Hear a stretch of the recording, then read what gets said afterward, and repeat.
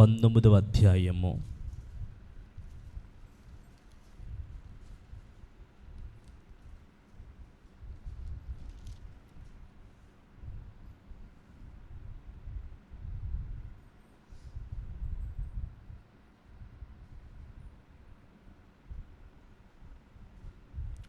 10వ వచనాన్ని చదువుకుందాం. యెహోవా మోషేతో, నీ ప్రజల వద్దకు వెళ్ళి నేడును రేపును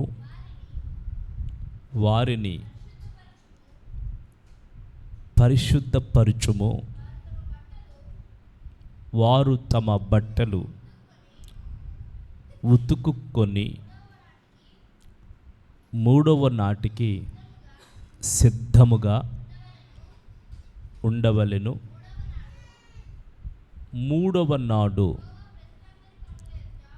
యెహోవా ప్రజలందరి కన్నుల ఎదుట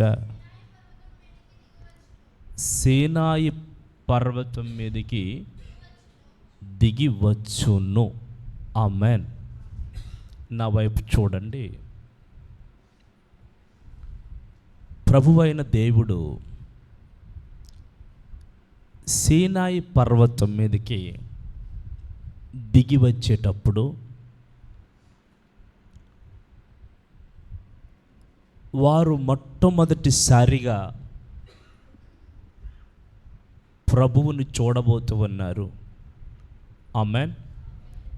ప్రైజ్ ది లార్డ్. ఏం చేయబోతున్నారు? ప్రభు స్వరాన్ని వినబోతున్నారు. 2 సందర్భాలు జరగబోతున్నాయి. సీనాయి పర్వతం మీదకి దేవుడు దిగి వచ్చేటప్పుడు ఆయన అంటున్నారు, నేను ప్రజలందరి కనుల ఎదుట సీనాయి పర్వతం మీదకి దిగిరాబోతూ ఉన్నాను. వారు నన్ను చూస్తారు, నా స్వరాన్ని వాళ్ళు వింటారు. Praise the lord.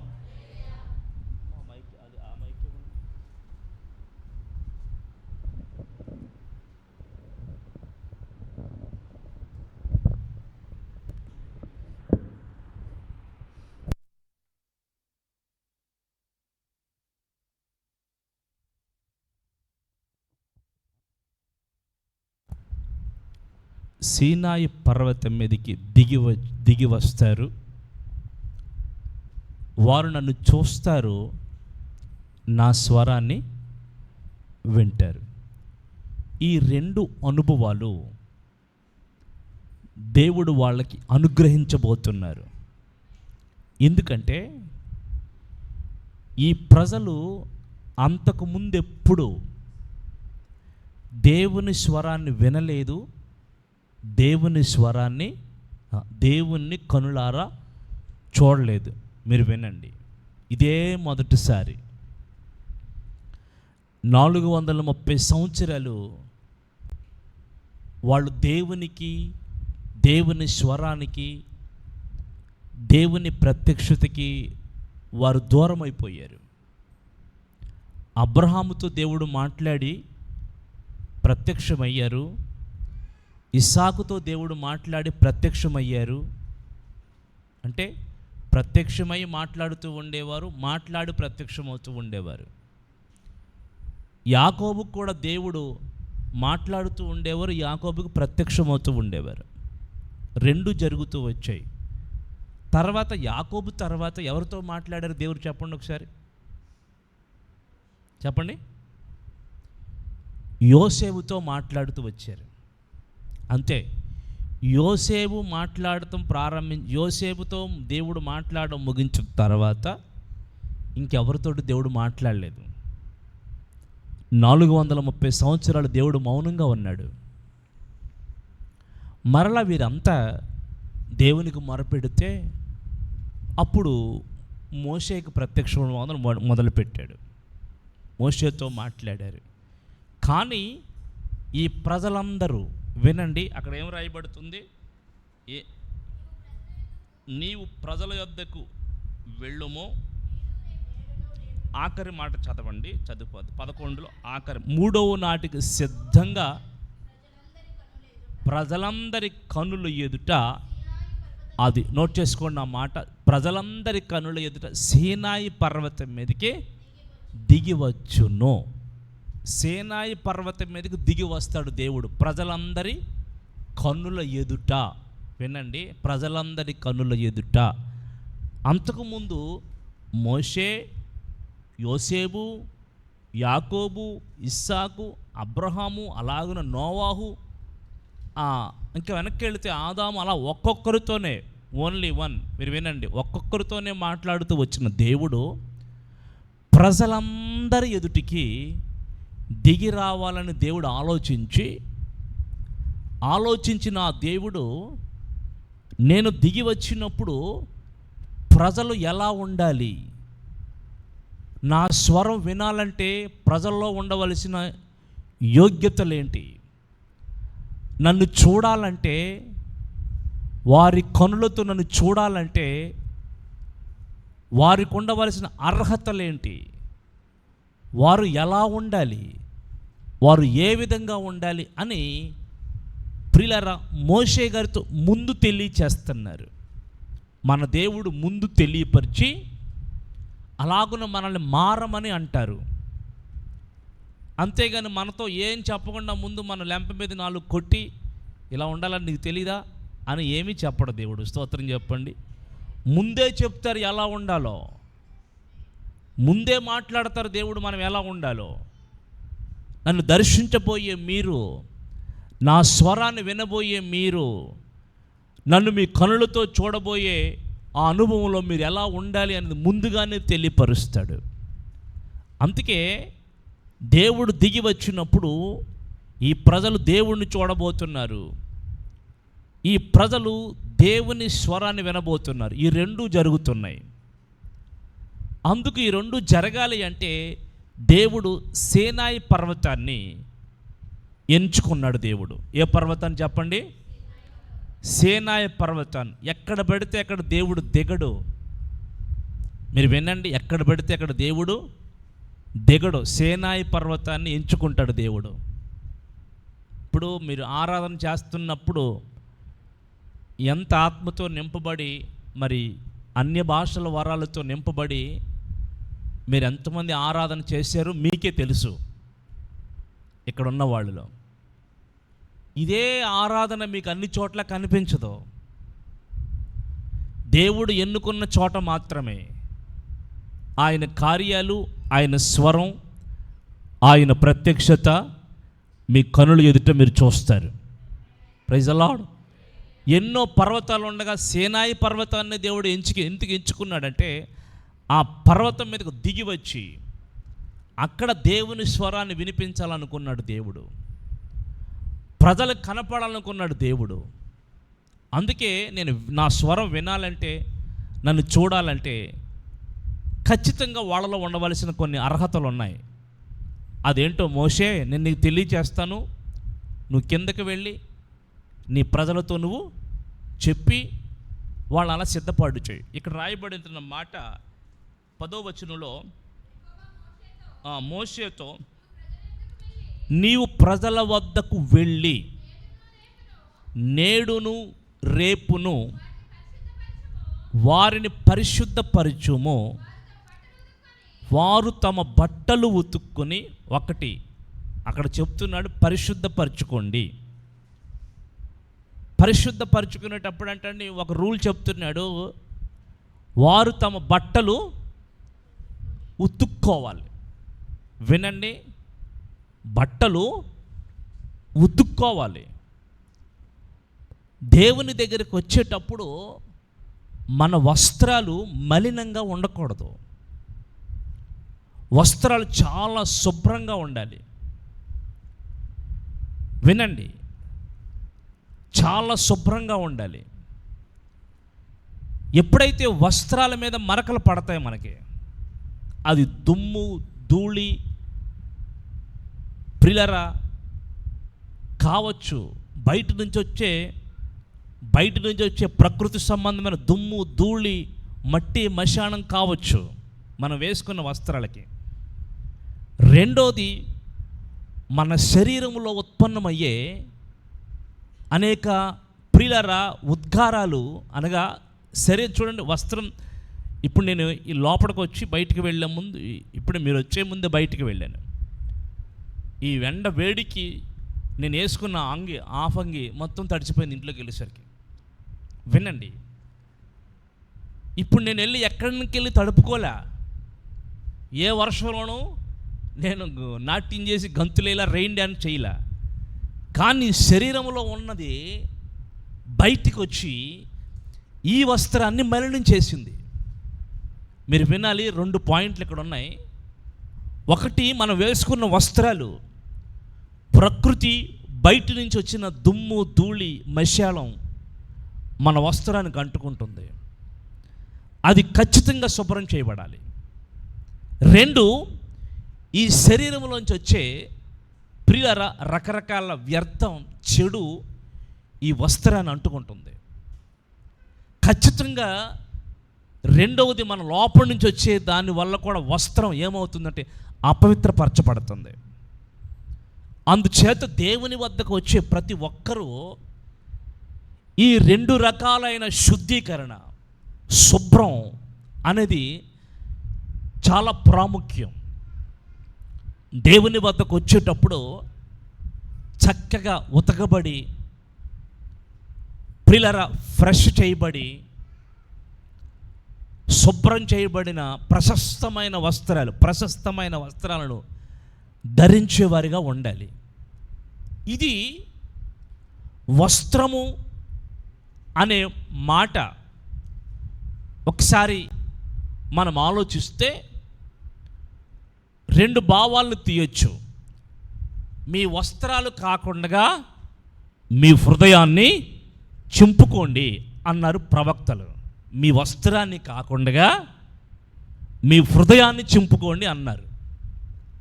అంటే ఈ వస్త్రం అనే, బట్టలు అనే మాటని మన అంతర భాగాల్లో ఉన్న హృదయాన్ని కూడా వర్తిస్తుంది.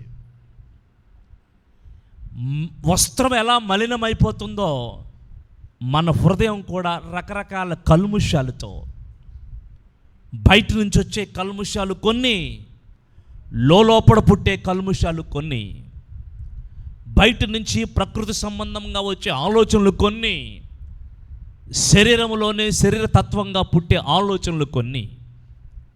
ఇవి ఏం చేయబడాలంటే దేవుని ఎదుటికి వచ్చేటప్పటికి శుభ్రం చేయబడాలి. వినండి, పరిశుద్ధపరచబడాలి, పవిత్రపరచబడాలి. అందుకు మీకు 2 రెఫరెన్సులు మోడల్గా ఇస్తాను. 2 రెఫరెన్సులు మీకు తెలియచేస్తాను. మొదటి మాట, అది జకర్యా పుస్తకంలో అది తీయండి, 3వ అధ్యాయం 1, 2వ వచనం అనుకుంటున్నాను. కొంచెం పైకి వెళ్ళండి. అది నోట్ దిస్ పాయింట్, నోట్ చేసుకోండి. ఎన్నో వచనం? యెహోషువ పుస్తకం, క్షమించండి, జకర్యా పుస్తకం 3వ అధ్యాయం 3వ వచనం. యెహోషువ మలిన వస్త్రములు ధరించిన వాడై దూత సముఖములో నిలవబడి ఉన్నాడు. వినండి, ఇక్కడ ఒక పాయింట్ కనిపిస్తుంది. మలిన వస్త్రాలు ధరించిన వాడు. ఈరోజు ఎవరో వార్తలు చూస్తుంటే, ఈ 10 రోజుల నుంచి ఖాళీ లేను కదా, చిన్నగా అంటే అలా ఫోన్ తీస్తే ఏదో వార్త వస్తుంది.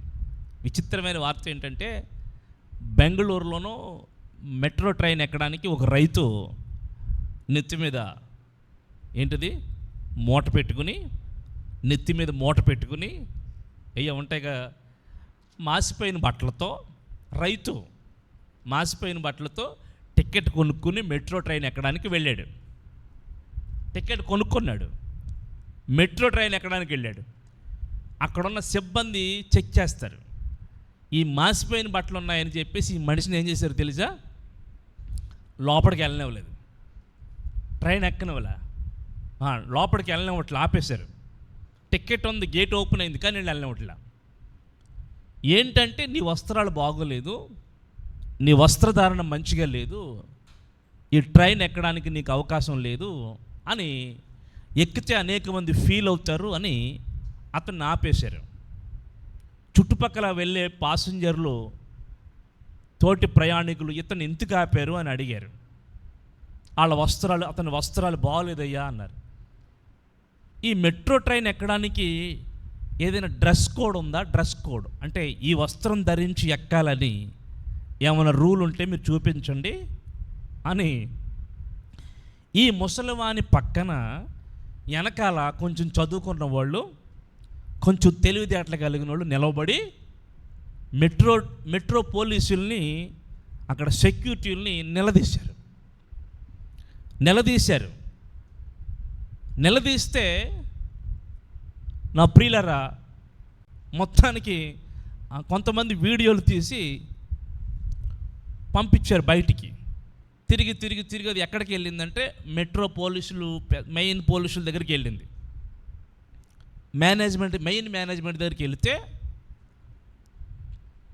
వాళ్ళు ఏం చేశారంటే, ఎవరైతే ఈ వ్యక్తిని ఆపాడో, ఎంతమంది, ఒకరున్నారు, ఇద్దరున్నారు, ఎంతమంది అయితే ఈ మనిషిని ఆపారో వాళ్ళిద్దరిని డ్యూటీలోంచి సస్పెండ్ చేశారు. అర్థమైందండి? సస్పెన్షన్ చేశారు.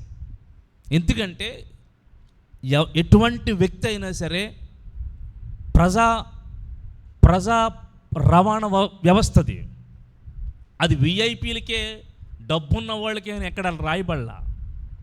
భారతదేశంలో పుట్టినందుకు, దేశంలో పుట్టినందుకు ప్రతి పౌరుడు దాన్ని ఎక్కడానికి హక్కులు ఉన్నాయి. అటువంటప్పుడు మీరు ఆపడానికి సరిపోరని వాళ్ళిద్దరిని సస్పెన్షన్ చేశారు. నేను ఒక మాట చెప్తాను, ఈ లోకంలో ట్రైన్ ఎక్కడానికి వాళ్ళిద్దరిని, ముసలాయన్ని మలిన వస్త్రాలు ఉన్నాయని వాళ్ళు ఆపేశారు. వింటున్నారా? ఆపేశారు. అది లోకానుసారంగా కరెక్టే. అంటే ఏ వస్త్రం ఉంది అన్న సమస్య కాదు, అందరూ ఎక్కాలి. లోకానుసారంగా వాళ్ళు చేసిన తప్పు. కానీ ఈ రోజున కనుక మనము మలిన వస్త్రాలతో దేవుని దగ్గరికి వస్తే ఆత్మానుసారంగా అదేంటిది? అది తప్పు. ఆత్మానుసారంగా తప్పు.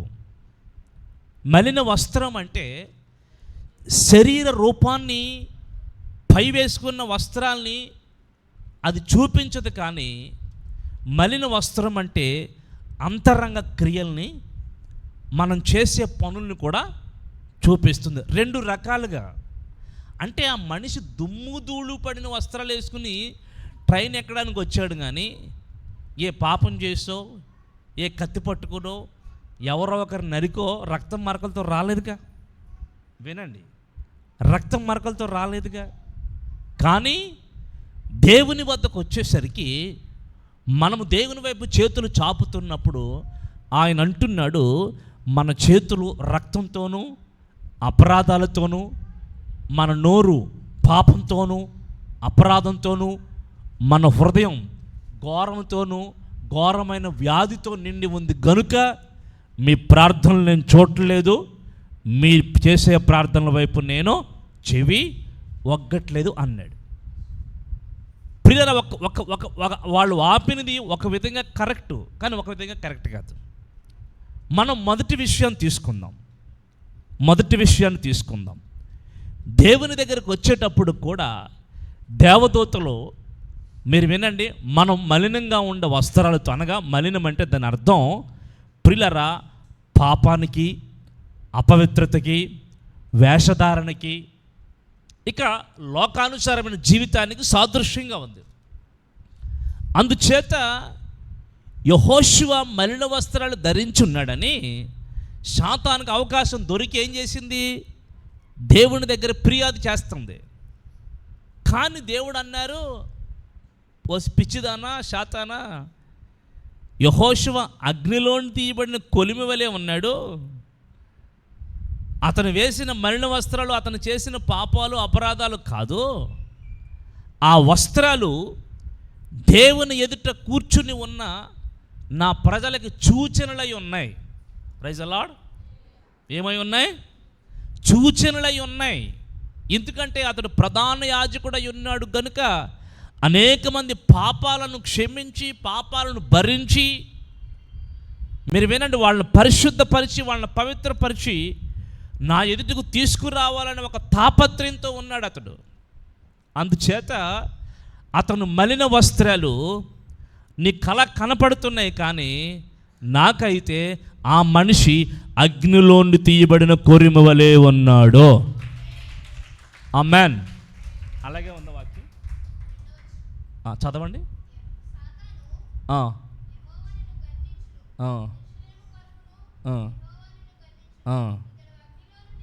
నోట్ చేసుకోండి. ఇతడు అగ్నిలో నుండి తీసుకొనిన కొరిమి వలెనే ఉన్నాడు. చాలండి. ఆ మనిషి పైన మలిన వస్త్రాలు పైన కనబడుతున్నాయి అనుకుందాం కొద్దిసేపు, కానీ మనిషి ఎలా ఉన్నాడు? అగ్నిలోంచి తీయబడిన కొలిమి వలె. అంటే మండుతూ మండుతూ మండుతూ మండుతూ బగబగ మండుతూ ఉన్న ఆ మంటలోంచి మనము ఒక అగ్ని నిప్పును తీసుకుని మళ్ళీ ఇక్కడ పెట్టామనుకోండి, పక్కన పెట్టామనుకోండి, ఏమవుతుంది? అది అక్కడ ఉన్నంతసేపు మండుతుంది, దాన్ని బయటకు తీసుకొచ్చిన తర్వాత కూడా బగ మండుతుంది. దీనిపైన మళ్ళీ ఇంకేమైనా వేసామనుకోండి, ఇది కూడా ఒక అగ్నిలాగా. అగ్ని ఇది, కానీ కొలిమి అంటే మండుతూ మండుతూ మండుతూ మండుతూ రగులుతూ రగులుతూ ఉన్నదాన్ని కొలిమి అంటారు. యెహోషువ ఎలా ఉన్నాడు చూడండి.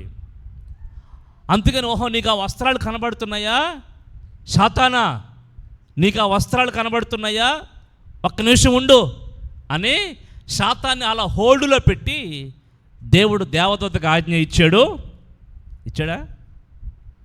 చదవండి, మరి ఇస్తే చదవండి.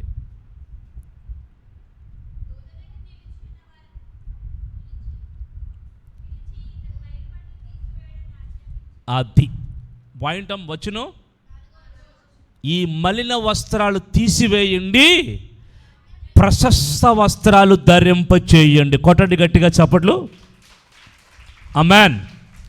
ఇక్కడ చూడండి, ఆ వస్త్రాల్లో ఏ పాపము లేదు, సాతానికి అవకాశం దొరికింది. అందుకు దేవుడు ఏమంటున్నాడు? అతని హృదయంలో ఏ తప్పు లేదు, అతని హృదయంలో ఏ పాపము లేదు. ఈ వస్త్రాలు తనకు సూచనగా లేవు, తన ఎదుట ఉన్న వాళ్ళకు సూచనగా ఉన్నాయి, అయినను నీకు అవకాశం ఇవ్వను అని దేవుని దూతలతో చెబుతూ ఉన్నాడు దేవుడు. యెహోషువ వస్త్రాలు తీసేసి, మలిన వస్త్రాలు తీసేసి ప్రశస్తమైన వస్త్రాలు తొడిగించండి. దేవుని ఎదుట మనకు ఉండవలసిన వస్త్రాలు ఏంటి చెప్పండి ఇప్పుడు? ప్రశస్తమైన వస్త్రాలు. ఆ వస్త్రాలు శరీర సంబంధంగా కావచ్చు, లోక సంబంధంగా కావచ్చు, ఆత్మ సంబంధంగా కూడా దాన్ని కావచ్చు. మనం ఆలోచించుకోవాలి, ఒక్కసారి ఆలోచించుకోవాలి. నీకు మంచి వస్త్రాలు చాలా ఉన్నాయి, బీరువా నిండా పెట్టి నిండా ఉన్నాయి అనుకుందాం. అర్థమైందండి? ఆదివారం వచ్చినోడు ఏమి సిరిగిపోయిన వస్త్రాలు వేసుకుని వచ్చామనుకో, ఏమీ లేనట్టుగా వచ్చామనుకో, నీకు లేకపోతే అంతే ఓకే, కానీ ఉండి కూడా ఏమీ లేనట్టుగా వచ్చామనుకోండి, ఏమంటారు జనం? పిసినారిదిలా ఉందిరా. పెళ్ళికి వెళ్తేనేమో పట్టు చీర కడుతుంది, అంతే కదండి. పేరంటానికి వెళ్తేనేమో శుభ్రంగా స్నానం చేసి అన్నీ చేసి చక్కగా సిద్ధపడి చెంగు నలక్కుండా దేవుడి దగ్గరికి వస్తే చూడు ఎలా వచ్చిందో, పిసినారి మొకంది అనుకోరా చెప్పండి ఒకసారి. అదే నువ్వు 4 రోజులు 3 రోజులు మాసిపోయిన బట్టలు చెమట కంపు కొట్టుకుని అదే బట్టలతో మళ్ళీ మందిరానికి వచ్చావనుకోండి, నీ పక్కన కూర్చున్న వాళ్ళు ఏమనుకుంటారు? ఎన్ని రోజులు అయిందంటారు, ఈ అమ్మాయి స్నానం చేసా. కౌర్లు చూస్తేనేమో ఎలా ఉంటాయి, మాటలు చూస్తే ఎలా ఉంటాయి, మనిషి చూస్తే ఎలా ఉందో, దరిద్ర మోకమా అనుకోరా? పక్కళ్ళు అనుకుంటారు. ఈ రోజున వినండి, మనిషికి శుభ్రం కావాలి, శుద్ధి కావాలి, శరీరానికి శుద్ధి కావాలి, వస్త్రాలకు శుద్ధి కావాలి, ఆత్మకు శుద్ధి కావాలి. దేవుని ఎదుటికి వచ్చే ఈ మనుషులు నేడు రేపు 3 రోజులు 2 రోజులు శుద్ధి చేసుకుని శుభ్రం చేసుకుని బట్టలు ఉతుక్కుని 3వ రోజుకి దేవుని ఎదుటకు సిద్ధపడి రావాలి. 3వ రోజు నేను కనబడతాను మీకు. నేడు రేపు మిమ్మల్ని మీరు పరిశుద్ధపరచుకుంటే 3వ రోజుకి మీరు శుభ్రం చేసుకున్న మీ జీవితాల ఎదుటికి నేను వస్తాను అని దేవుడు ఇజ్రాయేల్ ప్రజలకు నిబంధన పెట్టాడు. నేను ఒక మాట మీకు తెలియచేస్తాను. ఆ వాక్యం మరి యాకోబు పత్రిక అనుకుంటున్నాను. మరి చదవండి ఒకసారి 4వ అధ్యాయంలోనే నేను ఆ వచనం యాకోబు పత్రికలో కానీ పేతురు పత్రికలో కానీ యాకోబు పత్రికలో ద్విమనస్కులారా ఆ మాట ఉంటుంది చూడండి. వచనం చెప్తల్లి యాకోబు 4:10 యాకోబు 4:8 ద్విమనస్కులారా అదుకోండి. చూడండి, మీ హృదయాలను పరిశుద్ధపరచుకోండి. నేను 2 విషయాలు చెప్తానని చెప్పాను. ఒకటి, వస్త్రాలు మలినంగా ఉండకూడదు. రెండోది, అంతరంగ స్వభావం. మీ వస్త్రాలు కాకుండా హృదయాన్ని చింపుకోండి, హృదయాన్ని నలగొట్టుకోండి అన్నాడు. అందుచేత రెండవ శుద్ధీకరణ ఏంటంటే హృదయం. ఒకటి శరీరం ప్రియులరా, ఒకటి వస్త్రాలు, రెండోది హృదయం. ద్విమనస్కులారా మీ హృదయాన్ని శుద్ధి చేసుకోండి.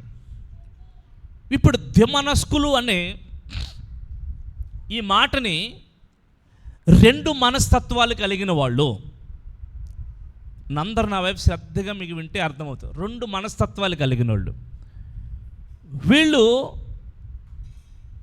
బైబిల్లో 2 గురించి ఒక మాట చెప్తాను. ఏ మనుషుడు దేవునికిని సిరికిని దాసునిగా ఉండలేడు.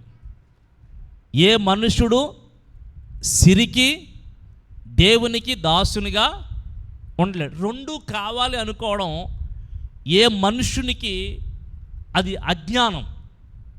ఈ రోజున వినండి, 2 మనిషి కావాలనుకుని ఏం చేస్తున్నాడు తెలిసి ఈ రోజున 2 కోసం ప్రయాసపడుతున్నాడు.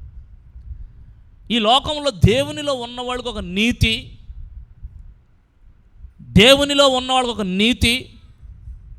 ఒక యథార్థత, ఒక పరిశుద్ధత, ఒక పవిత్రత, దేవుని నమ్మిన వాళ్ళకి, బాప్తిస్వం తీసుకున్న వాళ్ళకి ఒక పరిశుద్ధత, యథార్థత, నీతి అనేది ఆ మనిషిని నడిపిస్తుంది. అదే లోకంలో ఉన్న వాళ్ళకి నీతి ఉండదు, పరిశుద్ధత ఉండదు, యథార్థత ఉండదు, పవిత్రత ఉండదు. ఇక వాళ్ళు ఎలా పడితే అలా బతుకుతారు, ఎలా పడితే అలా మాట్లాడతారు, ఎవరిని పడితే వాళ్ళు మోసం చేసుకుంటారు, ఎవరిని పడితే వాళ్ళు దొంగిలిచ్చేస్తూ ఉంటారు. వింటున్నారా? లోకంలో ఉన్న వాళ్ళకి యథార్థత ఉండదండి. అక్కడ మామిడి చెట్టు ఎదుగుతుంది. అక్కడ దానికి ప్రతి సంవత్సరం డబ్బులు కడుతున్నాం. వినండి, కడుతున్నాం. ఈ పిల్లలందరితో చెప్పినా మామిడికాయలు పోత వచ్చింది నాన్న, ఎవరో కొట్టొద్దు, ఎవరో ముట్టుకోవద్దు నాన్న, ఎదిగితే మనమే తలకు 2 కాయలు తింటాంగా అని చెప్పాను. చిన్న పిల్లలు చూసి ఆడుకునే పిల్లలు ఎక్కడెక్కడ తిరిగే పిల్లలు ఉన్నారు, ఎవరు ముట్టుకోవట్లేదండి. అవి చాలా చక్కగా ఎదుగుతూ వచ్చినాయి. 2 రోజులు మేము కైకులూరు మీటింగ్స్కి వెళ్ళిపోయాం, మొత్తం గుడారం సదిరేసి. 2వ రోజు 3వ రోజు వచ్చేసరికి మొత్తం తయారైన కాయలు రేపు కోద్దాం అనుకున్న దగ్గర మొత్తం అన్ని కోసుకెళ్ళిపోయారు. ఎవరు కోసారో నాకు తెలియదు. వాళ్ళు కోసారు, వీళ్ళు చెప్పని వద్దులే, మనకు ఎన్ని వద్దులేను. కానీ నాకు బాధ వేసింది. దేవుని బిడ్డలకి లోకంలో ఉన్న వాళ్ళకి తేడా అదే. నేను ఇక్కడ ఉన్న బిడ్డలందరికీ చెప్తున్నాను, అవి ముట్టుకోద్దు నాన్న, దేవుడిది కదా, ముట్టుకోద్దు నాన్న అని చెప్తున్నాను. అని ఎవరు ముట్టుకోలేదండి. ముట్టుకుంటే చిన్నప్పటి నుంచి ఎదగొక కాయలు ఎదిగి తయారయ్యేసరికి ఒక్కొక్కళ్ళు అయ్యేది. నేను 2-3 రోజులు ఇంట్లో మందిరంలో లేకపోయేసరికి మొత్తం తయారు కాయలన్నీ దులిపేశారు. సరే, చాలా బాధపడ్డాను. సరే, బాగానే ఉంది. ఒకరోజు మా పిల్లలు చూస్తుండగా ఒక ఆయన కొడుతున్నాడు, కాయలు కర్ర పెట్టుకుని కొడుతుంటే నేను వెంటనే లేచి వెళ్ళి, నాన్న ఎందుకు కొడుతున్నావు? మేమేమో చిన్నపిల్లలను కూడా కోయకుండా దాన్ని ఇన్ని రోజులు కాపాడుకుంటూ వచ్చాం. నువ్వు మరి ఎవరిదాన్ని కొడుతున్నావు, దానికి డబ్బులు కడుతున్నాం, మేము దానికి అద్దె కడుతున్నాం, ఆ స్థలానికి మేము అద్దె కడుతున్నాం, మేము తీసుకున్నాం. మాకు తెలియదు పాస్టర్ గారు, మాకు తెలియదండి అన్నారు. సరే, తెలుసో తెలీదో పక్కనెట్టు, ఎదరోళ్ళు వస్తువు మీద నీకు చెయ్యాలని మనసు ఎలా వస్తుంది? తెలీదు. సరే, చెట్టు ఉందంటే ఎవరో ఒకరిది, దానికి ఓనర్ ఎవరో ఒకరు ఉంటాడు, దానికి పాలేరు ఎవడొకడు ఉంటాడు, పెంచుకునేవాడు ఎవడొకడు ఉంటాడు, లీజుకి తీసుకునేవాడు ఎవడొకడు ఉంటాడు. అది నీది కాదు అని తెలిసినప్పుడు నీకు చెయ్యాలని మనసు ఎలా వస్తుంది? దేవుని బిడలకి లోకస్తులకు ఉన్న తేడా అదే. నేను అడిగిన వ్యక్తి లోకస్తుడు. ఇంకెలా ఉంటే మొత్తం గొడవలు అయిపోయేలా ఉన్నాయిరా బాబు అని మన బిడ్డలను పిలిచి నన్ను మొత్తం దులిపేయండి, ఎందుకు ఈ లేనిపోని గొడవ మనకే అని దులిపిచ్చేసి 4 కాయలు ముగ్గితే 4గురికి ఇచ్చాం. కొన్ని సండే స్కూల్ పిల్లలకు ఒక రోజు పెట్టాం, 4 మేము తిన్నాం. యథార్థ హృదయం కదా, 4 మేము తిన్నాం. అర్థమైందండి? అండ్ ఒక మాట చెప్తాను, ఒక 3 వంతుల కాయలు పండితే 1 వంతు కాయలు తీసుకెళ్ళి ఓనర్ గారికి ఇచ్చాం. గత సంవత్సరం ఇచ్చాం, ఈ సంవత్సరం దాన్ని 1 వంతు కాయలు తీసుకెళ్ళి ఓనర్ గారికి ఇచ్చాం. 1 వంతు కాయలు మేము తిన్నాం, 1 వంతు కాయలు అందరికీ పంచాం. వింటున్నారా? అందరికీ పంచాం. ఆ ఓనర్ గారి కాయలు చూసుకోగానే ఆయన సంతోషపడిపోయి, చాలా సంతోషపడిపోయి మమ్మల్ని, అయ్యా చాలా సంతోషమయ్య గారు, మా చెట్టు కాయ అండి ఇది. అర్థమైందండి? అది 10 రూపాయలు విలువే వస్తుండొచ్చు, మా చెట్టు కాయ అండి ఇదని తృప్తిపడి తీసుకున్నారండి వాళ్ళు. నేను ఎందుకు ఈ మాట చెప్తున్నాను? లోకస్తులకు ఒక నీతి ఉంటుంది, దేవుని పిల్లల నీతి వేరుగా ఉంటుంది. దేవుని పిల్లలు పొరుగువానిది ముట్టుకోకూడదు, పొరుగువాని తాకూడదు, పొరుగువాని దాన్ని ముట్టుకోకూడదని ఒక నీతి ఉంటుంది దేవుని పిల్లలకి. అదే లోకంలో ఉన్న వాళ్ళకి, దేవుని ఎరగని వాళ్ళకి ఇది ఉండదు. వింటున్నారా? ఇది ఉండదు. నేను ఈరోజు మీకు చెప్పే మాట ఏంటంటే, 2 హృదయాలు మీ మనస్సులో మీకు ఉండకూడదు. మీరు దేవునిలో ఉంటే దేవుని నీతిని అనుసరించి, దేవుని యథార్థతను అనుసరించి, దేవునిని అనుసరించి నీది కాని దానిని నువ్వు ముట్టుకోకూడదు. ఇది చిన్న విషయం చెప్పాను, ఇది 10, 50 ఇదేం కాదు. నా కళ్ళ ముందు మన అందరం ఒకటే కాబట్టి ఇదేమీ పెద్ద ఇష్యూ కాదు. కానీ మనం నేర్చుకోవాల్సింది యథార్థత, పరిశుద్ధత, నీతి అనేది మన హృదయంలో ఎప్పుడు మనకు సంబంధించిన దాన్ని ముట్టకూడదు, మనకు సంబంధం కాని దాన్ని ముట్టకూడదు. ఒకవేళ అలా ముట్టుకుంటే మనం ఏమవుతున్నామంటే దొంగలు అవుతున్నాం. వినండి, దొంగలు అవుతున్నాం. ఇన్ని సంవత్సరాల నుంచి ఈ చుట్టుపక్కల ప్రాంతాల్లో మేము పరిచయం చేస్తూ, మందిరాలు కడుతూ, ఆ స్థలంలోకి వెళ్ళి ఇంకో స్థలం, ఈ స్థలంలోకి వెళ్ళి ఇంకో స్థలం, అలాగనే ఎన్ని స్థలాలు మారేమో. వెళ్ళిన ప్రతి చోట ఏయోటి ఉంటూనే ఉంటాయి, చెట్లని, పుట్లని, వస్తువులని. కానీ ఏ రోజు మనది కాదు, మనది ముట్టుకోకూడదు, మనది కాదు. ఒకవేళ అవసరమైతే వాళ్ళని అడిగి తీసుకోమంటే తీసుకుంటాం, వాళ్ళని అడిగి తీసుకోమంటే తీసుకుంటాం. నిజమండి. అందుకే మమ్మల్ని ఈ రోజు వరకు ఎవరో మా మీద నింద వేయలేరు. వింటున్నారా? నింద వేయలేరు. ఒకవేళ మీరు వేసారని ఎవరైనా చెప్పండి, ఒకవేళ తెలుసో తెలియక జరిగితే క్షమించమని అడుగుతాం. ఇప్పుడైనా మేము శుద్ధి చేసుకుంటాం, తప్పేం కాదు. స్తోత్రం చెప్పండి. ఎందుకంటే నేను ఎందుకు చెప్తున్నానంటే, దేవుని పిల్లలు 2 హృదయాలతో ఉండకూడదు. మనం ఏదో ఆశించకూడదు, పొరుగు అనేది ఏది ఆశించకూడదు. మనకున్న దాన్ని సంతృప్తిగా అనుభవించాలి, మనకున్న దానితో తృప్తి పడాలి. అక్కడ ఏమన్నాడు? ఒక సైనికుడు వచ్చి, అయ్యా తీయండి మత్తయి సువార్తలో, మేము బాప్తిస్మం పొందుతున్నాం, మేమేం చెయ్యాలి? 3వ అధ్యాయంలో కదా, మేమేం చెయ్యాలి అని అడిగితే అక్కడ ఏమన్నారు ఆయన? యేసు ప్రభు, మీరు లంచం తీసుకోకుండా మీకు కలిగిన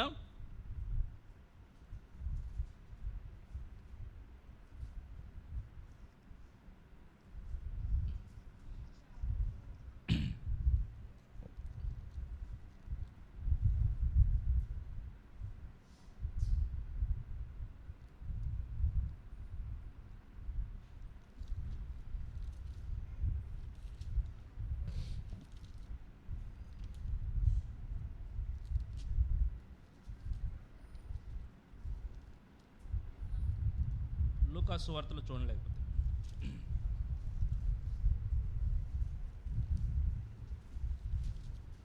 ఇక్కడ లేకపోతే అక్కడ ఉంటుంది ఖచ్చితంగా.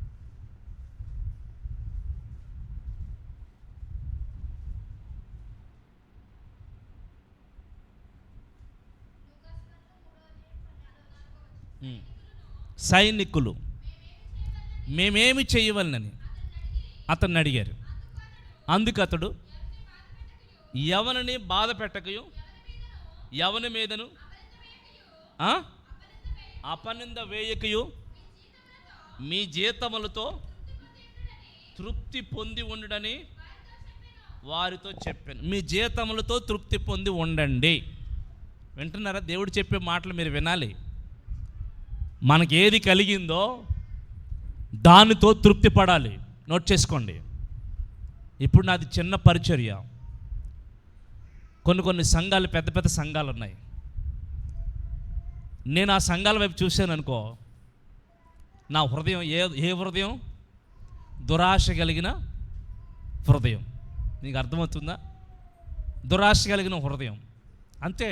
ఇప్పుడు చిన్న సంఘానికి సేవకునిగా చెప్తున్నా, చిన్న సంఘానికి చిన్న కానుకలు వస్తాయి. అంతేనండి. చిన్న కానుకలతో సరిపెట్టి సేవ చేయాల్సి ఉంటుంది. అదే పెద్ద సంఘం అనుకోండి, ఎక్కువ కానుకలు వస్తాయి. ఇప్పుడు నేను చిన్న సంఘం ఉండి చిన్న సంఘంలో పరిచయం చేస్తుండి పెద్ద సంఘంలో వచ్చే కానుకల మీద నా మనసు పడింది అనుకోండి, ఇప్పుడు నేను ఏమయ్యాను? నాకు కలిగిన దాంతో, నాకు ఇచ్చిన దాంతో నేను తృప్తి పడట్లేదు. మీరు వినాలి. ప్రతి మనిషి మీరు ఆలోచించాలి. ఈ రోజున దేవుడు మనకేమి ఇచ్చాడు, మనకేం కలిగింది, దేంతో మనం బ్రతకాలి అనేది ప్రతి మనిషి దేవుడు చెప్పే మాటని విన్నప్పుడు మనం ఏం చేస్తాం తెలుసా? దేవుని నీతిని నెరవేరుస్తాం. కానీ మనకు వచ్చిన జీతం ఇంతే, కానీ వాళ్ళని కొట్టి వాళ్ళని బాధ పెట్టి, అదే కదా చెప్తున్నాడు, ఎవరిని బాధ పెట్టద్దు, మీరు ఎవరి మీద నింద పెట్టద్దు, ఎవరిది దొంగిలించొద్దు. మనది సరిపెట్టుకోకుండా వాళ్ళని చూసి, వాళ్ళ వైపు చూసి, వీళ్ళ వైపు చూసి, వాళ్ళకి అది ఉంది, వీళ్ళకి ఇది ఉంది, మనకి వచ్చేయాలంటే కష్టం అండి. ప్రతి మనిషికి ఒక స్థితి నియమిస్తాడు దేవుడు. నడిచినంత కాలం నడికాళ్ళతో ఈ ఊర్లో సేవ చేశాను. చూశారుగా మీరంతా. నేను కాళ్ళ నడుకుని సేవ చేసి చూసిన వాళ్ళు చాలామంది ఉన్నారు ఇక్కడ. తర్వాత అందరూ కొంచెం ఒక తలకో 10 రూపాయల సైకిల్ కొన్నారు. గుర్తుందా? సైకిల్ కొన్నారు. ఆ సైకిల్తో కొద్ది రోజులు సేవ చేశాను. తర్వాత కొన్ని అనుకోని పరిస్థితులను బట్టి విదేశాలు వెళ్ళాల్సి వచ్చింది. ఆ సైకిలు, ఆ మైకు, ఆ చిన్న అన్నీ ఓ పాస్టర్ గారిని పిలిచి, 2 పాస్టర్ గారిని పిలిచి ఇచ్చేసాను. తర్వాత మళ్ళీ దేవుడు సేవకు పిలిచాడు. ప్రారంభించాం. ఏమీ లేదు. ఒక్కొక్కటి దేవుడు ఇచ్చుకుంటా ఈరోజు అన్నీ ఇచ్చాడు దేవుడు. మరి వినండి, అన్నీ ఇచ్చాడు. ఇవన్నీ సంపాదించుకోవడం కొరకు, ఇవన్నీ తీసుకోవడం కొరకు ఎవరిని బాధ పెట్టలేదు, ఎవరిని మోసం చేయలేదు. మీరు వినండి. ఎవరిని నేనేమి, మాకున్నదాన్ని ఉపయోగించుకుంటున్నాం, మీరు ఇచ్చిందాన్ని ఉపయోగిస్తున్నాం. అంతే. ఈ రెండే. మాకున్నదాన్ని ఉపయోగించాం, మీరు ఇచ్చిందాన్ని ఉపయోగిస్తున్నాం సేవ జరగడానికి. అంతేగాని ఎవరి దగ్గర అన్యాయంగా తెచ్చుకుని, అన్యాయంగా ఎవరి దగ్గర దొంగిలించి మేము పరిచయం చేయట్లే. అది దేవుని నీతి. ఈరోజు నా బిడ్డలారా, నేను ఎందుకు ఈ మాట చెప్తున్నంటే, మీరు అనేక జీవనోపాధుల వైపు మీరు వెళతారు, వ్యవసాయ పనులకు వెళతారు. ఆ పరగేరుకున్న రోజుల్లో అర్థమైందండి, ఇంత చిన్న చేతులతో పరగేరుకుని ఒంగుని ఇలా నడుము మీద ఈ గుప్పెట్టు నిండా పరగ పట్టుకుని చేతులు లాగిన తర్వాత, వింటున్నారా? చేతులు లాగిన తర్వాత ఒక చోట పెట్టేవాళ్ళం. 2 ముగ్గురు నలుగురు వెళ్తే వెళ్ళేవాళ్ళం. ఇప్పుడు అలా ఏరుకుని తిరిగి వచ్చేటప్పుడు అర్థమైందండి, కొంతమంది క్రిమినల్ మైండ్ వాళ్ళు ఉంటారు. పెద్ద పెద్ద గుప్పిళ్ళు పెట్టిని వాళ్ళ దాంట్లో కలిపేసుకుని చిన్నవి పెడతారు కదా వాళ్ళు. ఇదిగో ఇది నీదే. మరి అంత దూరం వెళ్ళేసరికి కొంచెం మర్చిపోతాం కదా, ఇది నీదే అని మన గుప్పుళ్ళు అందులో కలిపేసుకుని వాళ్ళు చిన్నవి అక్కడ పెట్టేవారు. లేకపోతే ఏరి నొక్కి గుప్పుడు పెడితే ఆ గుప్పుల్లో కొన్ని తీసుకుని ఆ దాంట్లో కలిపేసుకునేవారు. ఆ రెండు నేను ఎంత పెట్టానుగా, ఇంతే ఉందేంటి అనుకుంటే మనకు అర్థమైంది కదా. ఆ రోజుల్లో పచ్చగడ్డ కోయడానికి వెళ్ళేవాళ్ళం 2 ముగ్గురు కలిసి. కోసి చేతి లాగితే కొంతమంది మన పచ్చగడ్డి 4 దాంట్లో కలుపుకుని మనం రాకముందే కట్టేసుకునేవారు. మన చూస్తే 4 పనులు కోసేవాడు, 2 పనులు ఉన్నాయంటే నువ్వు ఇంత కోసేవరా అనేవారు. ఏం చేస్తాం, ఎంత డామినేషను. ఎవరు నోరు పెద్దగా ఉంటే ఆడదే చెల్లుతుంది. నిజమండి. ఈ రోజున మీరు బాగా వినండి. యథార్థత అనేది, నీతి అనేది, దేవుని మాటను బట్టి దేవుని పిల్లలు మనం నేర్చుకోవాలి. ఈ హృదయంలో నీతి పరిపాలన చేయాలి, అవినీతి పరిపాలన చేయకూడదు. డబ్బు మీద మనసుతో, ధనం మీద మనసుతో అన్యాయాలు చేయకూడదు, న్యాయంగా బ్రతకాలి. అందుకే సిరిని కావాలనుకున్నవాడు నన్ను దూరం చేసుకుంటాడు, నేను కావాలనుకున్నవాడు ఈ లోకంలో అన్నిటినీ ద్వేషిస్తాడు. అంటే ఉన్న దానితో తృప్తి పడతాడు, అంతే. ఉన్న దానితో తృప్తి పడతాడు. అందుకే మీ హృదయాలను కూడా ఏం చేయాలి? ఈ రోజున మోసం ఉంటే, ఎవరి మీద అన్యాయం ఉంటే, ఎవరైనా బాధ పెడితే, ఎవరి దగ్గర అన్యాయంగా తీసుకుంటే మీరు సమాధానకరంగా అవకాశం ఉంటే వాళ్ళకి ఇచ్చేయాలి. అవకాశం లేదనుకోండి, దేవుని క్షమించమని అడిగి దేవుని దగ్గర పశ్చాత్తాపడి మరలా ఎప్పుడు అటువంటి పని చేయకూడదు. ఉంటున్నారా? అటువంటి పని చేయకూడదు. అన్యాయంగా వచ్చింది మన దగ్గర నిలబడదండి. వినండి, మోసంతో సంపాదించింది ఏది కూడా మన దగ్గర నిలబడదు. అందుకే బాప్తిసం తీసుకున్న వాళ్ళకి దేవుడు హెచ్చరించే హెచ్చరిక ఏంటంటే, మీకు కలిగిన దానితో తృప్తి పడండి, తృప్తిగా ఉండండి. మీకు ఏది కలుగుతుంది సంతోషంగా ఉండండి. దేవుడు నాకు ఇచ్చాడు, స్తోత్రం. ప్రభువు నాకు ఇచ్చాడు, స్తోత్రం. నా కుటుంబానికి ఆశీర్వాదాలు ఇచ్చాడు, స్తోత్రం. అంతేగాని పక్కన మేడ మీద మేడ కట్టే వాళ్ళని చూసి, పక్కన వెండి బంగారాలు కొనుక్కుని మెడలో వేసుకునే వాళ్ళని చూసి, ఇంటి నిండా వస్తువులు నింపుకునే వాళ్ళని చూసి నీ మనసు చెరుపుకొని ఆడలాగా మనం ఎదిగిపోవాలి, ఆడలాగా మనం ఉండాలి. ఏం చేస్తే అలా ఎదగలను, ఎంతవరకు చేస్తే అంత ఎదగలమని మీ మనసును చెరుపుకొని ధనాపేక్ష వైపు మీ మనసులు తిప్పుకున్నారా? ధనాపేక్ష సమస్తమైన కీడులకు మూలం. బైబిల్ రాయబడుతున్న మాట, ధనాపేక్ష సమస్తమైన దేనికి మూలం? చదవండి, తిమోతి 1 పత్రిక. అక్కడే కదా చెప్పాడు ప్రభు, పౌలు చెప్పారు.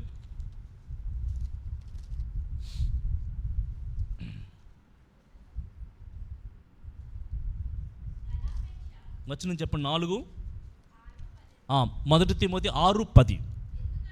1 తిమోతి 6:10. ఎందుకనగా ధనాపేక్ష సమస్తమైన కీడులకు మూలము. చూడండి ఇక్కడ ప్రియులారా, ఈ వచనం చూడండి, 6వ వచనం చదువుతాను, వినండి. సంతుష్టి సహితమైన దైవభక్తి గొప్ప లాభసాధకమై ఉంది. మనం ఈ లోకంలోనికి ఏమీ తేలేదు, దీనిలో నుండి ఏమీ తీసుకుని వెళ్ళము.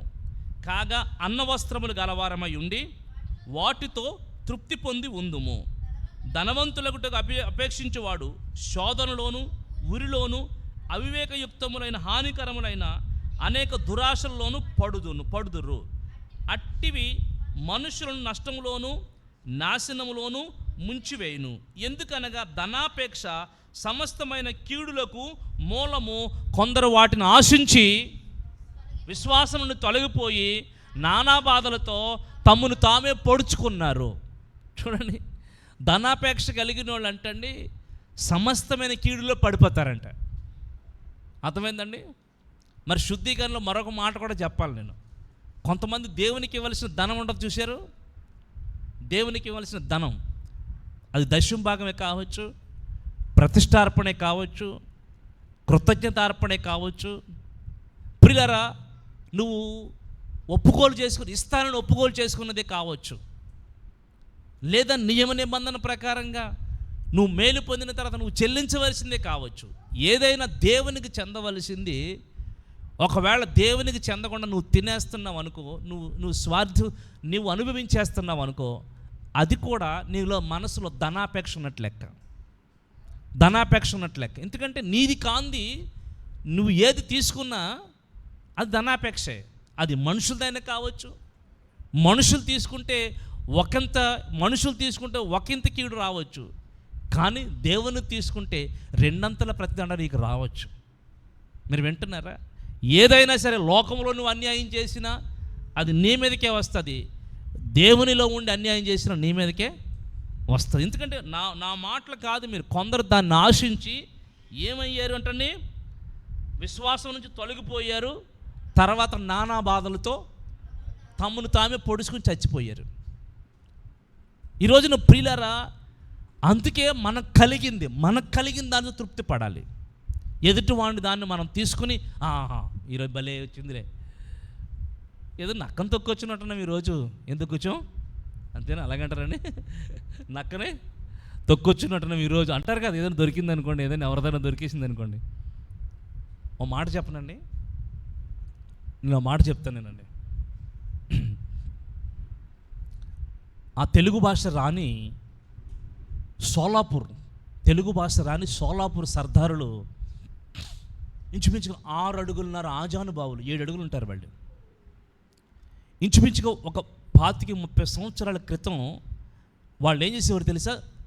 ఈ ట్రాన్స్పోర్టేషన్ లేనప్పుడు బెడ్షీట్లు, దుప్పట్లు తెలుసు కదా, నల్ల రగ్గులు అంటారు కదా, గొంగలి. ఏమండి తెలుసా? నల్ల రగ్గులు, గొంగలు తెలుసు కదా. ఇప్పుడంటే పరుపులు వచ్చాయి, అప్పుడు అవే కదా నల్ల జారల దుప్పట్లు, తెలుసు కదా పెద్దయ్య గారు. సోలాపూర్ దుప్పట్లు అంటారు అవి చాలా ఫేమస్ అండి. అప్పట్లో వాళ్ళు మోసుకుని వచ్చి, భుజాల మీద మోసుకుని వచ్చి పెద్ద వాళ్ళు ఇదంతా తిరిగి అమ్ముతూ ఉండేవారు. ఊరంతా తిరిగి అమ్ముతూ ఉండేవారండి. అమ్ముతూ ఉంటే నా ప్రియులారా, అమ్ముతూ ఉంటే ఒక ఇంటి దగ్గర ఆయన దింపేసరికి నలుగురు, అతనికి ఏమింది హిందీ భాష, మరాఠీ లేదా హిందీ, వీళ్ళందరూ వీళ్ళు తెలుగులో అడుగుతున్నారు దాని రేటు, ఆయన హిందీలో చెప్తున్నాడు. ప్రియులారా, 10 మంది తెలుగులో చుట్టూ చేరి తెలుగులో అడుగుతుండేసరికి ఆయన ఆళ్ళ రేటు ఏళ్ళ రేటు అది అలాగే ఇలాగ చూసేసరికి, ఇంతలోపు ఏ ఇంటిలో అయితే మూట దించాడో ఆ ఇంటి యజమాని అందరికి తలకోట చూసేటప్పుడు తలకోట ఇస్తారుగా, ఆ ఇంటి యజమాని తీసేసుకుని, ఈ గొంగలు తీసేసుకుని, ప్రియులారా దాన్ని ఏం చేశాడో తెలిసి ఈ అడావిడిలో అతను చూడకుండా ఇది తీసేసి, ప్రియులారా ఎక్కడ దాశాడో తెలియదు, దాసేసాడండి. ఆ రోజుల్లో 150, 200 చెప్పాడు, 150, 140 అలా బేరం ఆడుకుంటున్నారు ఆ రోజుల్లో. 10 ఎన్నో తీసుకొచ్చాడు, 20 తీసుకొచ్చాడు తెలియదు. భుజాన్ని మోజినంతకు దగ్గర నడుము వెన్నుముకకు బలం ఉన్నంత వరకు తెచ్చాడు. కొన్ని అమ్ముకున్నాడు, ఎన్ని అమ్ముకున్నాడో తెలియదు, మొత్తానికి మిగిలిన ఇక్కడ అమ్ముతున్నాడు. మొత్తానికి గందరగోళంలో ప్రియులారా చివరికి అన్ని లెక్క పెట్టుకునేసరికి ఒకటి తక్కువైతే ఇక్కడే ఉండాలి అని, ప్రియులారా మీకే ఇచ్చాను నాకే ఇవ్వలేదు అని అందరూ అంటున్నారు. నేను అక్కడ ఉండి కళ్ళారా చూస్తున్నాను. నేను చదువుకునే రోజులు, స్కూల్లో చదువుకునే రోజులు అవి చూస్తున్నాను. చిన్నపిల్ల ఒక ఊహం ఎరిగి ఒక 10-12 సంవత్సరాల వయసు రోజులు అవి నేను చూస్తున్నానండి. చూస్తుంటే ప్రియులారా కొంచెం సేపు అడిగాడు, ఇక ఎవరు నా దగ్గర లేదు అనేసరికి బాధతో మాట్లాడడం మొదలుపెట్టాడు. నాకేమీ రాదండి, ఊరంతా తిరిగి అమ్మితే ఒక్కటి మిగులుతుంది నాకు, అదే మీరు దెబ్బేస్తే, అదే మీరు తీసేసుకుంటే, తన భాషలో అదే మీరు తీసేసుకుంటే, అప్పుడు నాకు హిందీ రాదు, ఇప్పుడు వచ్చి కాబట్టి చెప్తున్నా, మీరే తీసేసుకుంటే ఎలాగయ్యా అని దేశం కాని దేశం వచ్చి, ఊరు వచ్చి మేము అమ్ముకుంటున్నాం, పొట్ట చేతి పట్టుకుని వచ్చి అమ్ముకుంటున్నాం అని బాధతో ప్రియులారా కొంచెం సేపు మాట్లాడాడు. ఎవరో కరగలే, ఇంకా కళ్ళు నీళ్ళు పెట్టుకున్నాడండి. కళ్ళంటే నీళ్ళు పెట్టుకున్నాడు. ఏడ్చుకుంటూ నేను మీలాంటి వాడిని, నాకు పిల్లలు ఉన్నారు, అర్థమవుతుందండి, ఏదో 4 రూపాయలు వస్తాయని అందరిని వదిలి ఇక్కడికి వచ్చి మేము ఇలా చేసుకుంటుంటే మీరు ఇలా చేశారని బాధపడి ఏడ్చాడండి. సరే ఇంక చేసేదేమి లేక వెళ్ళిపోయాడండి ప్రియులారా. వెళ్ళిపోతే అతను వెళ్ళిపోయిన తర్వాత, మరి మన భాష కాదు కదా, వెళ్ళిపోయిన తర్వాత ఆ ఇంటి అతను ఎదురుగుండా తాటాకులు గుట్ట ఉంటే ఆ గుట్టలో కప్పెట్టాడండి. ఎందులో కప్పెట్టాడు? తాటాకులు. ఇల్లుకి తాటాకులు వేస్తా, వాళ్ళ ఇల్లు కూడా తాటాకిల్లే. తాటాకులు ఇంట్లో కప్పెట్టాడండి. నా ప్రియులారా మీరు వినండి, కప్పెట్టాడండి. కప్పెడితే తర్వాత దాన్ని తీసి అందరికీ తెలిసిపోయింది. ఎవరు తీశారంటే ఆ ఇంటి ఆయన తీశాడు. చూసిన వాళ్ళు చెప్పేశారు ఆ ఇంటి ఆయన తీశాడు. ఇప్పుడు మనకు తెలిస్తే సుఖమే ఉంది. ఏడ్చి కన్నీళ్ళు పెట్టుకుని వెళ్ళిపోయాడు అతను. వస్తువు అతనిది. నా ప్రియులారా, మీరు వినండి. తర్వాత కాలంలో ఆ ఇల్లు భలే శాపానికి గురైందండి. ఇంక చెప్పను నేను ఆ విషయాలు మీకు చెప్పకూడదు కూడా. భలే శాపానికి గురైందండి. ఆ ఇంట్లో 2-3 జీవులు వెళ్ళిపోయాయండి.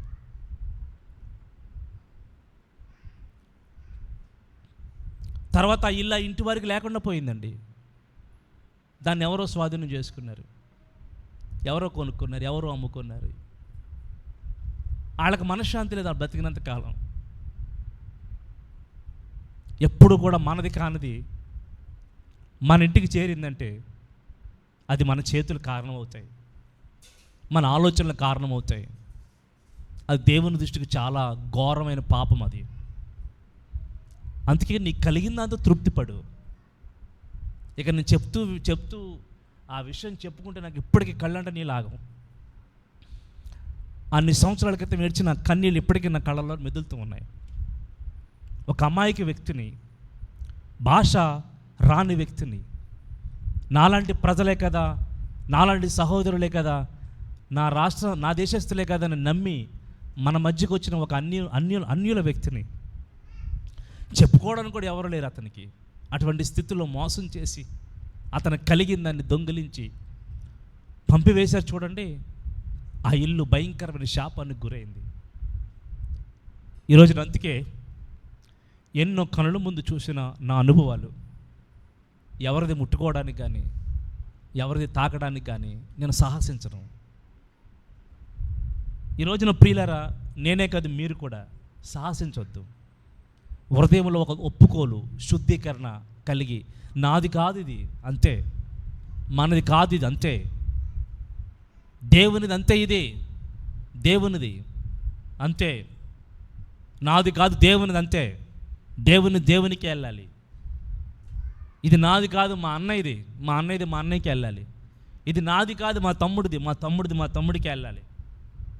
ఇది నాది కాదు మా అమ్మది మా అమ్మకి వెళ్ళాలి. ఇది నాది కాదు నా పక్కన పనిచేసే సహ ఉద్యోగిది, అది అతనికే వెళ్ళాలి. వింటున్నారా? ఈరోజున ప్రియులారా, మా చిన్న బిడ్డలు స్కూల్కి వెళ్ళి మంచి వేసవికాలం ఎండలకి వెళ్ళి వచ్చేవారు.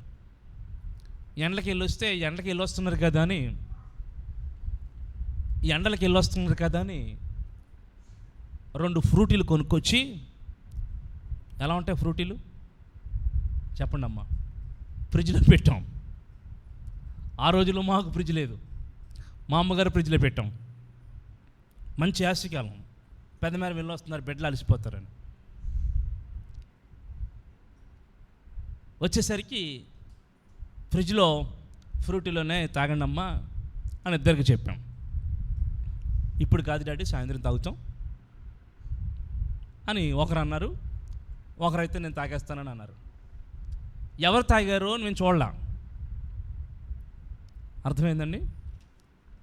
వెళ్ళి ఈ ముందెళ్ళి తాగిన వాళ్ళు ఏళ్ళ ఫ్రూటీ తాగేసి సగం తాగేసి అందులో నీళ్ళు వేసి పెట్టి,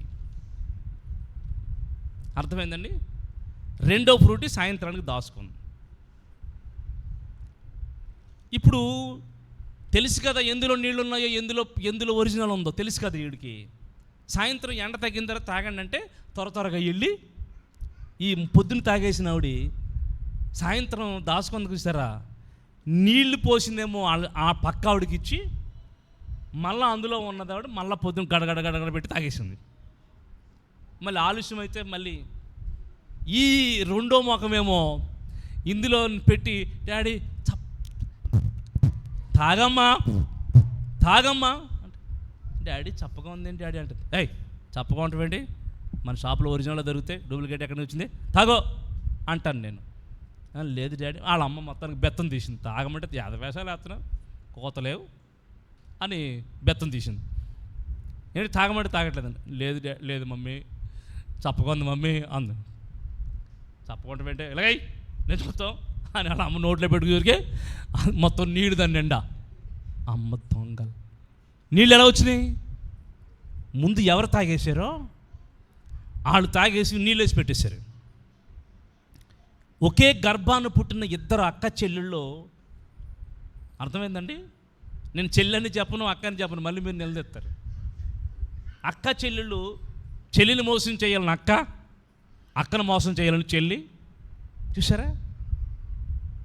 మాకు భలే బాధ వేసి, ఎవరైతే తాగేసి నీళ్లు తాగి పెట్టారో ఇక ఉతుకుడు. ఈరోజు చిన్న విషయాన్ని నువ్వు చెల్లిని అక్కనే మోసం చేస్తున్నావంటే, ఇంకా నువ్వు ఎదిగిన తర్వాత, జ్ఞానం వచ్చిన తర్వాత, పెద్దదానివి అయిన తర్వాత, ఇదే మోసం నీ జీవితాన్ని పరిపాలన చేస్తుంది. ఒకరోజు మోసగత్వం అయిపోతావు. మోసం చేసేవాడు దేవుని దగ్గర ఉండడానికి వీలు లేదని దేవుడు చెప్తున్నాడు అని బెత్తానికి పని చెప్పాం. అర్థమైందండి? ఇక ఓహో, ఏదైనా అమ్మ నాన్నకు తెలిస్తే బెత్తం ఉందంట, బెత్తం ఉంది అని భయపడతారు. ఎప్పటికీ వాళ్ళేం నీతిమంతులని నేను చెప్పను, కానీ దొరికినప్పుడల్లా ఏం ఉపయోగిస్తాం? బెత్తం ఉపయోగిస్తాం, హస్తం ఉపయోగిస్తాం. మీరు కూడా నీతిమంతులని నేనేం చెప్పను, కానీ వాక్యం దొరికినప్పుడల్లా వాక్యం అనే బెత్తం తీసుకొని కొడుతూనే ఉంటాను. ఎంతమంది సరి అవుతారో అంతమంది సరి అయ్యి దేవుని ఎదుట శుద్ధీకరించబడిన వ్యక్తులుగా దేవుని ఎదుట నిలబడగలరు. కొట్టండి గట్టిగా చప్పట్లు. ఆమేన్. దేవుని వాక్యంలో రాజీ పడేది ఏమీ లేదు. అది నా బిడ్డలైనా, నా కన్న బిడ్డలైనా, ఆత్మీయ బిడ్డలైనా సరే, ఎవరైనా సరే, దేవుని ఎదుట మనం పరిశుద్ధపరచుకున్న వారం అయితేనే ఆయన దగ్గరికి రాగలం.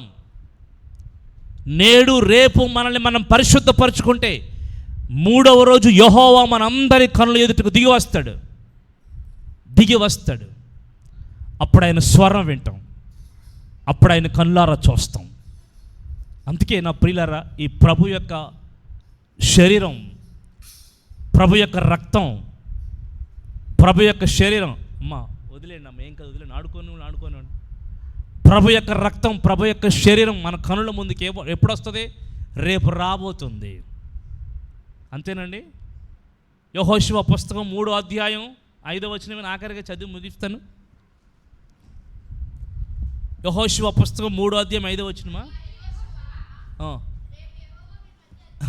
అది రేపు మీ మధ్యన అది అద్భుత కార్యములు చేయును గనుక మిమ్ముని మీరు పరిశుద్ధపరచుకోండి. వింటున్నారా? ఈరోజు 2 రకాల పరిశుద్ధత మీకు తెలియచేస్తున్నాను. ఒకటి శరీర సంబంధమైన పరిశుద్ధత, 2 హృదయ సంబంధమైన పరిశుద్ధత. శరీరాన్ని వస్త్రాలుగా మనం పోల్చాం, హృదయాన్ని ప్రియులరా అంతర్భాగంగా పోల్చాం. రెండోది నేడు రేపు 2 రోజులు కూడా మీరు ఏం చేయాలి? శుద్ధి చేసుకోవాలి. అందుకే ఒకరోజు శుద్ధీకరణ సరిపోదు, 2 రోజులు చేసుకుని 3వ రోజు దేవుని దగ్గరికి రావాలి. అప్పుడు దేవుడు స్వరాన్ని వినిపిస్తాడు. వినండి, స్వరాన్ని వినిపిస్తాడు. దేవుడు మీ కనుల ఎదుట కనబడతాడు. ఇప్పుడు స్వరాన్ని విన్నాం, కనపడ్డాం, మనకేమన్నా కొంచెం ప్రయోజనం కలిగింది. వినండి, ఎన్నో రోజుల నుంచి దేవుడిని చూడాలనుకున్నాం. ఈరోజు ఆయన అగ్ని మేఘాలతో దిగొస్తుంటే చూసాం, కారు మేఘంలో దిగొస్తుంటే చూసాం. రెండోది ఆయన స్వరం విన్నాం, ఆయన ఉరుముల్లోంచి మెరుపుల్లోంచి గంభీరమైన స్వరాన్ని విన్నాం. ఇక మూడోది పరిశుద్ధపరచుకోవడం వల్ల మన జీవితాల్లో అద్భుతాలు జరుగుతాయి. ఏం జరుగుతాయి చెప్పండి? వింటున్నారా? అద్భుతాలు జరుగుతాయి.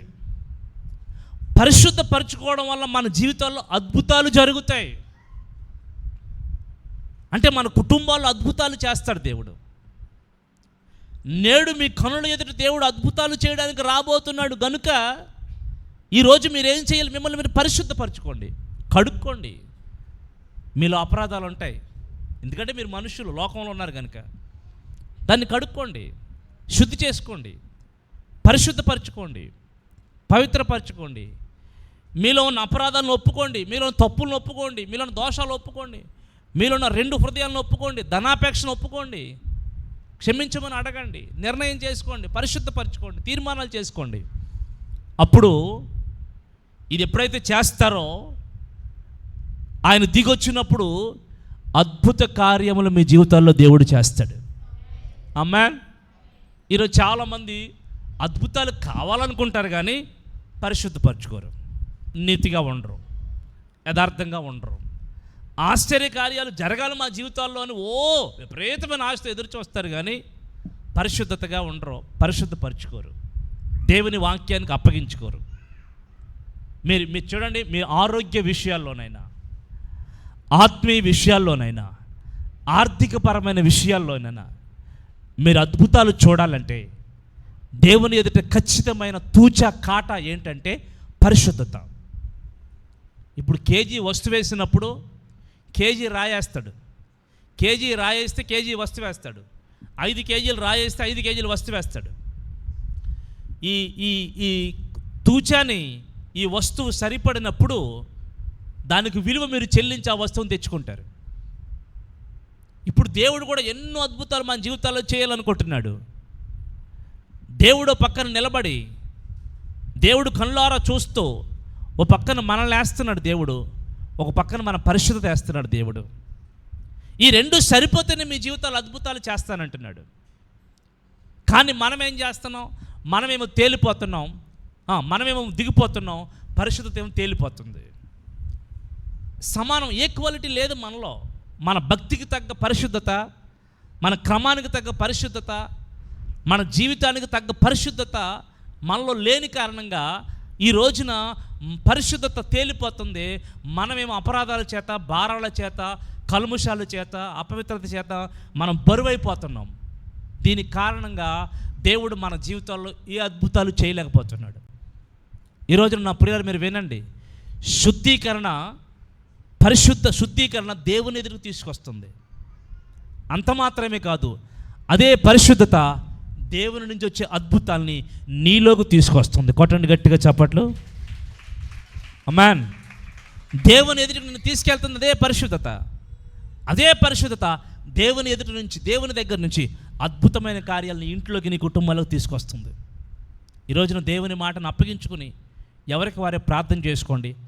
అందరూ అలాగున లేచి నిలబడి 2 నిమిషాలు ఆకాశం వైపు చేతులు చాపండి. భారంతో చేతులు చాపి మీరు ప్రార్థన చేసుకోండి. చేతులు చాపి భారంతో ప్రార్థన చేసుకోండి. దేవుని వాక్యమైన మీ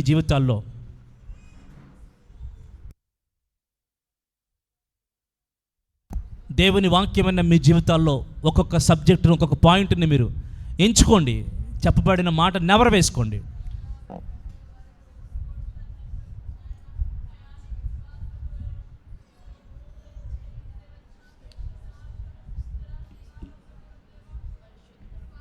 హల్లెలూయా. అందరు కూడా భారంతో చేతులు చాపండి. సీనాయి పర్వతం మీదకు దిగి వచ్చిన దేవుడు ఎలా వస్తున్నాడో, అగ్నితో, మేఘములతో, ధూమమై అగ్నిమయమై దిగి వస్తూ ఉండగా, ప్రైజ్ ది లార్డ్, హల్లెలూయా. దేవుణ్ణి చూసే పరిశుద్ధత కావాలి నీకు. దేవుని స్వరాన్ని వినే పరిశుద్ధత కావాలి నీకు. మూడోదిగా దేవుని ద్వారా వచ్చే అద్భుతాలను నువ్వు పొందుకునే పరిశుద్ధత కావాలి నీకు. ప్రైజ్ ది లార్డ్, హల్లెలూయా. తీర్మానం చేసుకుని ప్రార్థన చేసుకో. దేవుని ఎదుట నీ శరీరం అనే వస్త్రాలు, హృదయం అనే వస్త్రాలు శుభ్రం చేయబడాలి. అవి మలినంగా కనపడకూడదు. హల్లెలూయా. మీ హృదయాలు దేవునికి, సిరికి దాసులుగా ఉండకూడదు. పరిశుద్ధపరచుకో. దేవుని నీతిని నెరవేర్చు. దేవుని నీతిని జీవితంలోకి నడిపించబడినట్లుగా కృప అనుగ్రహించబడిన అడుగు. Praise the lord. పరిశుద్ధపరచబడిన వాళ్ళు అద్భుతాలు జరుగుతాయి. పరిశుద్ధపరచుకున్న వాళ్ళు అద్భుత కార్యాలు దేవుడు చేస్తారు.